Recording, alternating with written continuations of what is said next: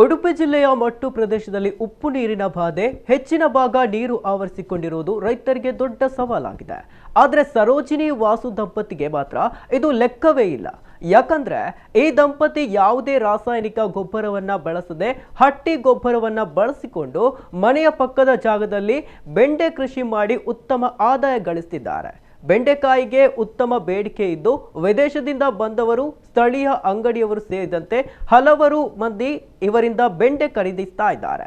80 ರೂಪಾಯಿಯಲ್ಲಿ ಖರೀದಿಸಿ ಮಾರುಕಟ್ಟೆಯಲ್ಲಿ 120 ರೂಪಾಯಿಗೆ ಬೆಂಡೆಯನ್ನ ಮಾರಾಟ ಮಾಡಲಾಗ್ತಿದೆ.